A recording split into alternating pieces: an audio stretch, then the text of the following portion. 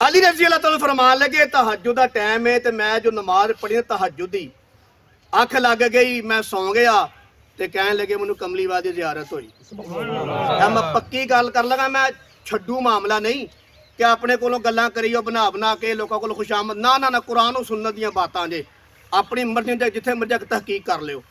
अली रजी अल्लाह फरमान लगे कि मैं नबी दे पिछे नमाज पढ़ी ते अल्लाह दे पैगंबर नमाज पढ़ा के ते लोकां वल मुंह शरीफ करके चेहरा मुबारक करके बह गए।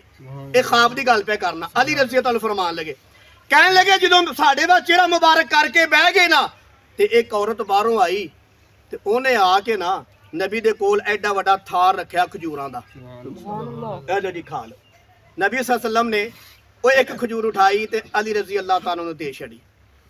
उन्हें खजूर खाधी ते कह लगी असला बड़ा मजा आया ते एक होर नहीं मिल सकती। कह लगे कोई गल नहीं। तो मालिक ने मुझे एक होर खजूर उठाई ते दे छड़ी। दो खजूरां दित्तियां। अली फरमान लगे सब को रजी अल्लाह तआला अन्हु दो खजूरां दित्तियां ते मैं खादियां। कह ले खान तो बाद मैं आख्या हज़रत साहब बड़ा ही मजा आया। खजूर जन्नत दी होवे ते रब ने घल्ली होवे ते मुस्तफा दित्ती होवे ते अली ने खाधी होवे मजा क्यों ना आवे यार। बोलो यार क्यों नहीं बोलते पे। कहने लगे मैं खजूरां दो खादियां ते बड़ा ही मजा आ गया। ते कहने लगे मेरी अख खुल गई। अगों नमाज टाइम दी फजर दा फजर टाइम कहने लगे मैं नमाज पढ़ने मस्जिद गया ते उमर रजी नमाज पढ़ा रहे ने। मैं नमाज पढ़ी। नमाज पढ़ के वो साडे वाल मुंह करके बह गए। ये बिदारी दी बात कर लगा बिदारी दी। कहने लगे मैं फजर दी नमाज पढ़ी।